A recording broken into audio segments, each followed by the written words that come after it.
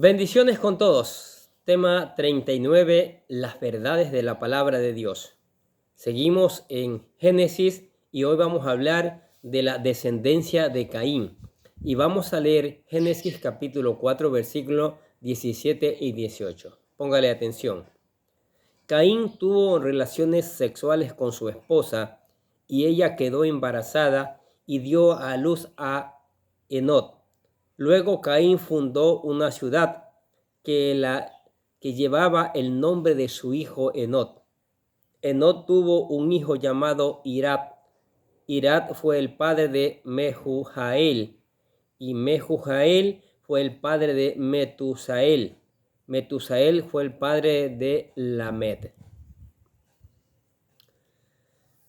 En el tema anterior, en el video anterior, vimos la sentencia de exilio para Caín por la muerte de su hermano Abel. Ahora veremos cuál fue el destino de Caín en el destierro en la tierra de Nod. Analizaremos de dónde obtuvo a su esposa y logros impresionantes de su descendencia que tuvieron. También hablaremos de la primera ciudad en la historia de la humanidad. Comencemos con el versículo 17. Caín tuvo relaciones sexuales con su esposa, dice. La gente se pregunta de dónde salió la esposa de Caín, si la Biblia solo habla de 4 habitantes en la tierra, y muchas teorías han surgido por este versículo. Pero como vimos anteriormente, las escrituras nos mencionan que Adán y Eva tuvieron muchos hijos e hijas, como dice Génesis capítulo 5, versículo 4. Pero solo nos menciona el nombre de 3 de ellos, Caín, Abel y Set. También sabemos que Set nació después de que Caín mató a su hermano cuando Adán tenía 130 años. Por lo que en este periodo de más de 100 años, Caín tuvo otros hermanos y hermanas, inclusive sobrinos. Así que la esposa de Caín pudo ser una de sus hermanas o sus sobrinas. Recordemos que Eva es la madre de todos los que viven, como dice la palabra en Génesis capítulo 3, versículo 20. Y creemos que Caín ya estaba casado poco antes de cometer el fratricidio, porque ¿quién se va a casar con el primer asesino que fue maldecido por Dios? Imagínese usted eso. Ahora, Génesis capítulo 5, versículo 4 dice, después del nacimiento de Set, Adán vivió 800 años más y tuvo otros hijos e hijas. Mire, en la tradición judía, el historiador Flavio Josefo nos menciona que Adán y Eva tuvieron 56 hijos, 33 niños y 23 niñas. Si considera que Adán vivió 930 años, es lógico que ellos hayan tenido muchos hijos. Dios les dijo, sean fructíferos y multiplíquense, llenen la tierra. Es la orden que Dios dio. Nuestros primeros padres fueron las primeras personas creadas, así que su ADN no tenía defectos o mutaciones. Pero después de la maldición en el mundo, hasta nuestro ADN empezó a degenerarse. Así que los defectos genéticos se fueron acumulando y para cuando la raza humana llegó al tiempo de Moisés, 2500 años después, el ADN se había degenerado tanto que Dios, para proteger a los israelitas, les prohibió que se casaran entre hermanos de parientes cercanos, para que los defectos genéticos de los padres no se sumaran y tuvieran descendencia con defectos. Sí.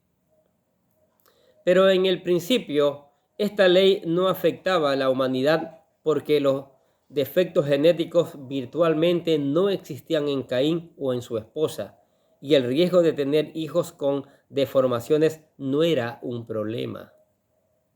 Levíticos capítulo 18, versículo 9 dice, no tengas relaciones sexuales con tu hermana o media hermana, ya sea la hija de tu padre o de tu madre, sea que haya nacido en la familia o en otra. Ya puso más adelante, Dios puso prohibiciones. Esta es otra muestra más de que la teoría de la evolución es una mentira. Cada persona hereda los genes de sus padres y sus defectos genéticos también. Por eso existen las famosas enfermedades hereditarias. Cuando un bebé es concebido, sus genes se forman a través de pares de genes. Cada par es formado por un gen de su padre y otro de su madre. Y existen pares de genes en donde solo un gen es defectuoso. Su contraparte, el gen bueno, tiende a anular el gen malo.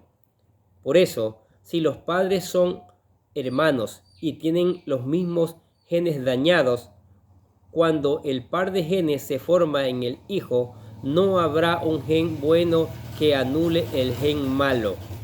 Y el hijo heredará de sus padres los genes dañados sin ninguna esperanza de que los defectos sean cancelados, resultando en problemas hereditarios que causen hasta deformaciones en los bebés. Por eso, entre más distantes sean los padres, aumentan las probabilidades de que los genes buenos anulen a los genes malos del otro padre.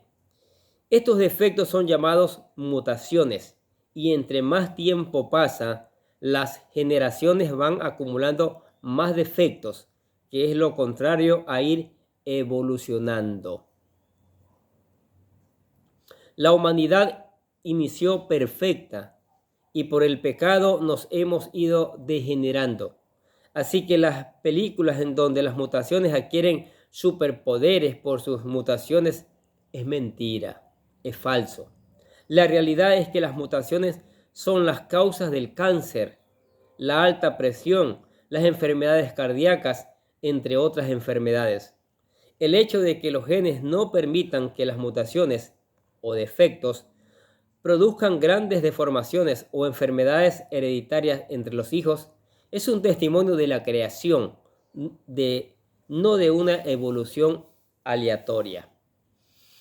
El libro de Romanos capítulo 8 versículo 20 dice: toda la creación quedó sujeta a la maldición de Dios. La creación espera el día en que será liberada de la muerte y de la descomposición y se unirá a la gloria de los hijos de Dios. Pues sabemos que hasta el día de hoy toda la creación gime de angustia como si tuviera dolores de parto. Imagínense. Y Jeremías capítulo 51, versículo 29 dice: la tierra tiembla y se retuerce de dolor, porque todos los planes del Señor contra Babilonia no han cambiado. Babilonia quedará desolada, sin un solo habitante. Asimismo, no podemos haber evolucionado de los monos, porque el resultado de las mutaciones de un mono produce un mono más enfermo y con defectos. Es lo opuesto a hacerlo evolucionar en un ser más avanzado o evolucionar en un hombre. Simplemente, si recibimos una transfusión de sangre de un mono, nuestro ancestro, según esta mentira, moriríamos rápidamente porque el hombre no evolucionó de los primates.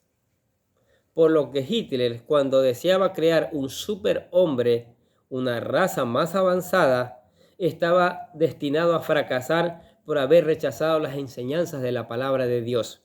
Y lo único que hizo fue cometer el genocidio al matar 11 millones de personas con este absurdo propósito. Primera de Corintios capítulo 3 versículo 19 dice: pues la sabiduría de este mundo es necedad para Dios. Como dicen las Escrituras, Él atrapa a los sabios en la trampa de su propia astucia.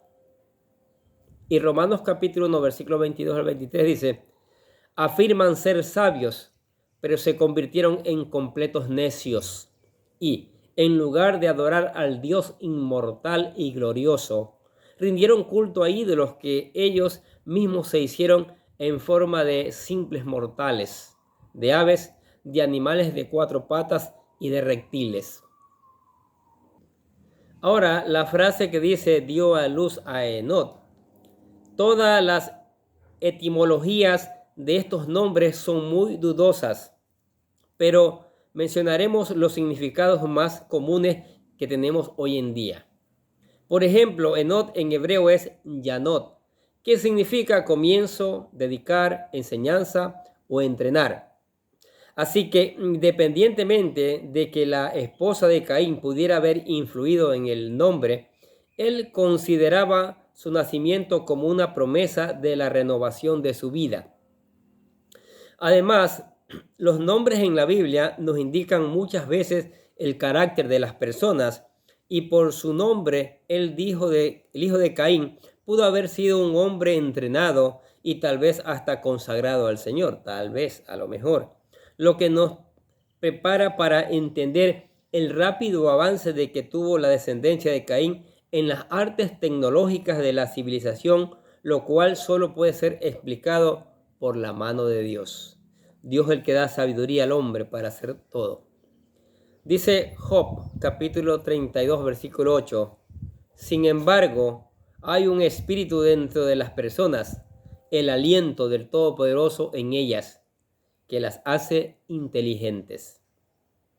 Ahora, cuando dice el versículo, Caín fundó una ciudad que llevaba el nombre de su hijo Enoc.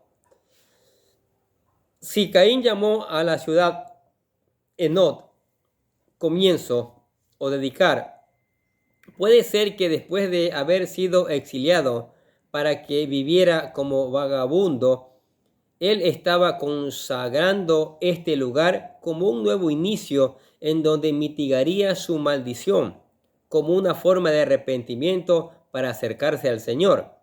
Pero también lo pudo haber hecho en rebeldía contra el castigo impuesto por Dios. Y la ciudad de no dedicar se la estaría dedicando a su hijo, lo cual sería consistente con su comportamiento anterior desde que presentó la ofrenda equivocada, honrando sus esfuerzos. Pero independientemente cuál fuera su motivación, la ciudad sería una protección en contra de todo aquel que quisiera vengarse por la muerte de Abel. Caín está tratando de remediar la situación que él mismo creó. Así que si la ciudad le dio paz y seguridad para él y su familia, solamente fue gracias a la voluntad de Dios. Salmos capítulo 127, versículo 1 dice: si el Señor no construye la casa, el trabajo de los constructores es una pérdida de tiempo. Si el Señor no protege la ciudad, protegerla con guardias no sirve para nada. Aquí las escrituras enfatizan que Caín nombró la ciudad en honor a su hijo, porque él estaba maldito y sus esfuerzos estaban condenados al fracaso. Así que esto crearía la impresión de que su hijo había construido la ciudad donde mejores oportunidades de perdurar, prosperar y tener éxito. De lo contrario, si lo hubiera llamado Caín, la gente le hubiera puesto nombres como la ciudad del asesino, afectando a todo el que viviera en ella. La naturaleza carnal del hombre tiene la tendencia de rebelarse en contra de Dios para idolatrarse a sí mismo o a la humanidad y sus logros. Tenemos el ejemplo de lo que hizo Absalón, el hijo del rey David, cuando buscó que un monumento perpetuara su nombre, y hoy en día hay una tumba en Jerusalén que lleva ese mismo nombre. Segunda de Samuel, capítulo 18, versículo 18 dice: mientras aún vivía, Absalón se había erigido a sí mismo un monumento en el Valle del Rey, porque dijo: no tengo hijo que perpetúe mi nombre. Le puso al monumento su propio nombre y es conocido como el monumento de Absalón hasta el día de hoy. ¿Qué le parece? Pero independientemente de los motivos que tuviera Caín, notamos que de nueva cuenta, como la teoría de la evolución va en contra de las escrituras, Por un lado, la teoría de la evolución plantea que el hombre era nómada yendo tras las manadas de animales para alimentarse, que después desarrolló la agricultura y que después de miles de años empezó a hacer ciudades. Sin embargo, en la Biblia encontramos que Caín, el primer hombre que nació en la tierra, no tuvo que esperar miles de años de evolución para poder vivir en una ciudad, sino que él tenía la suficiente inteligencia, iniciativa y capacidad para fundar una ciudad para protegerse a sí mismo y a su familia. Esta es una hazaña de la cual no sé cuántos de nosotros podíamos llevar a cabo hoy en día, aún y con el conocimiento acumulado que tenemos de cómo son fundadas y construidas las ciudades.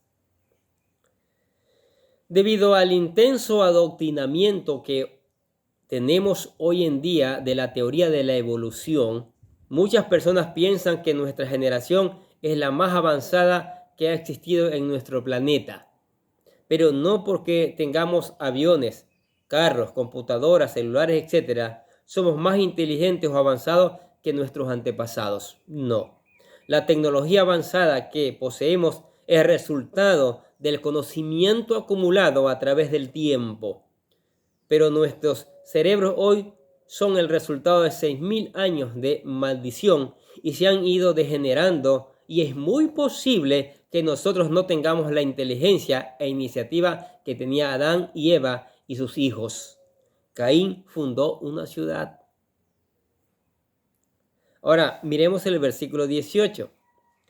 Enoc tuvo un hijo llamado Irad. Irad fue el padre de Mehujael. Mehujael fue el padre de Matusael. Y Matusael fue el padre de Lamed. En este versículo se menciona hasta la 7ª generación desde Adán a Lamed por la rama de Caín, pero no se menciona ningún logro, historia o cronología relevante de estas personas. Lo único es que existe una similitud obvia entre la lista de los hijos de Caín y la lista de los hijos de Sem en el capítulo 5. Por ejemplo, Enoc y Lamed. Por lo que la similitud de los nombres demuestra que las dos ramas de la raza humana mencionada en la Biblia antes del diluvio no se mantuvieron completamente separadas unas de otras, sino que tuvieron conexiones sociales, aunque Caín había sido exiliado.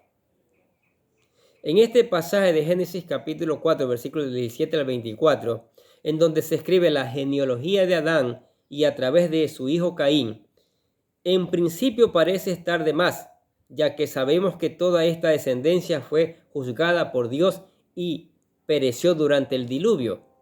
Pero nada en la palabra del Señor está de más. Cada palabra en la Escritura cumple un propósito dentro de lo que el Espíritu Santo nos quiere enseñar. La razón por la cual la Biblia se molesta en enumerar a los descendientes de Caín y sus logros en mostrar cuánto tiempo dura la paciencia de Dios y cuánto tiempo les da a las generaciones sucesivas la oportunidad de reparar el daño espiritual causado por sus antepasados. Dios siempre nos da una oportunidad para que nos arrepintamos. Isaías capítulo 46, versículo 10 dice: todos mis planes se cumplirán, porque yo hago todo lo que deseo, dice el Señor. Y Salmos capítulo 33, versículo 11 dice: pero los planes del Señor se mantienen firmes para siempre. Sus propósitos nunca serán frustrados. ¿Qué les parece? El enfoque principal de la primera genealogía listada en la Biblia es Lamed, el séptimo desde Adán en el linaje de Caín y su descendencia. Vemos todas las bendiciones que Dios les da a esta octava generación con avances en la cultura y tecnología, cría de ganado, construcción de carpas para vivir, conocimientos de metalúrgica y música e instrumentos musicales. Aun y cuando los efectos del pecado aún los dominaban, Lamed vivía en poligamia y cometió un asesinato. Hebreos capítulo 13, versículo del 20 al 21, escuche lo que dice. Y ahora que el Dios de paz, quien levantó de entre los muertos a nuestro Señor Jesucristo, el gran pastor de las ovejas, y que ratificó un pacto eterno con su sangre, los capacite con todo lo que necesiten para hacer su voluntad. Que Él produzca en ustedes, mediante el poder de Jesucristo, todo lo bueno que Él le agrada. A Él sea toda la gloria por siempre y para siempre. Amén. Ahora, la frase del versículo dice, Enot tuvo un hijo llamado Irad. En este versículo no tenemos ningún detalle de estas personas. ¿Cuánto tiempo vivieron? ¿Cuántos hijos tuvieron? ¿A qué se dedicaron?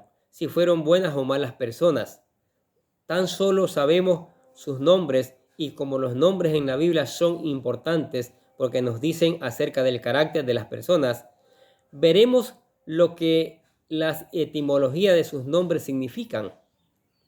Como en el caso de su padre, Enot también debió haberse casado con alguna de sus hermanas en el exilio y tuvieron a Irad, cuyo nombre significa ciudadano, corredor, incrementar.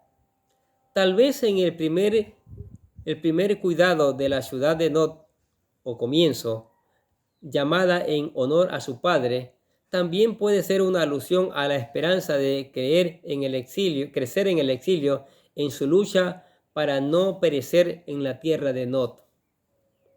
Dice, Irán fue el padre de Mehujael. Ahora vemos un cambio en los nombres en la descendencia de Caín, y el hijo de Irán es llamado Mehujael, que puede significar castigado por Dios, o el purificado o formado de Dios.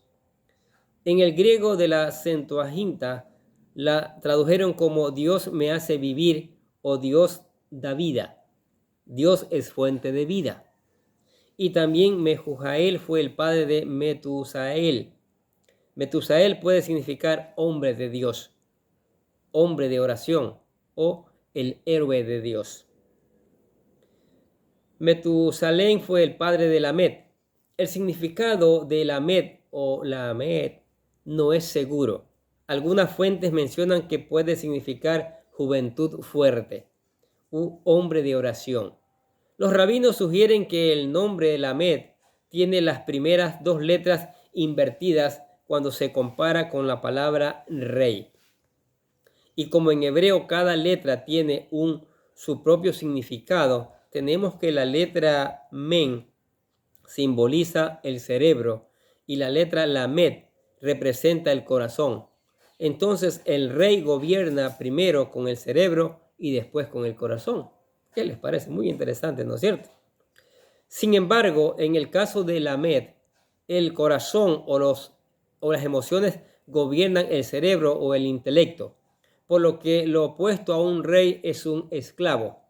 Por eso, para los rabinos, el significado de Lamed es un cautivo o alguien que está siendo gobernado. Y hablaremos más adelante en nuestro siguiente tema de este asunto. Pero para ir concluyendo, nos gustaría mencionar que es un reto el tratar de interpretar estos pasajes de Génesis al compararlos con nuestra actual forma de pensar, con todos los cambios que ha habido en el mundo debido al pecado. Y como cristianos tenemos que eliminar las doctrinas y mentiras de la evolución, reemplazándolas con la revelación que nos da la Biblia, la palabra de Dios, acerca de lo que realmente ocurrió al principio de la historia. Esto nos ayudará a creer más rápidamente en nuestra fe en el Señor Jesucristo. Colosenses capítulo 2, versículos 2 y 3 dice, quiero que tengan la plena confianza de que entiendan el misterioso plan de Dios, que es en Cristo mismo.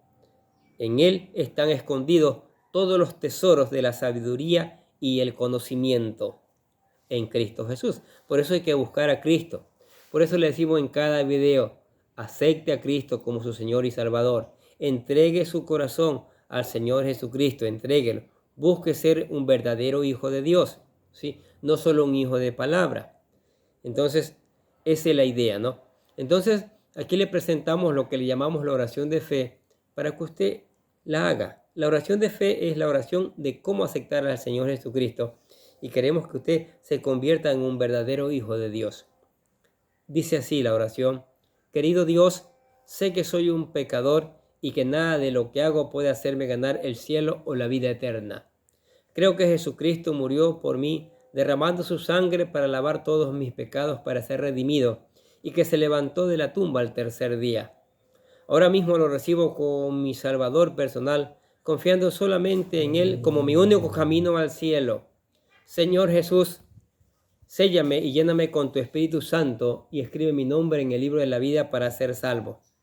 Y decimos gracias, Señor Jesucristo, por regalarme la vida eterna.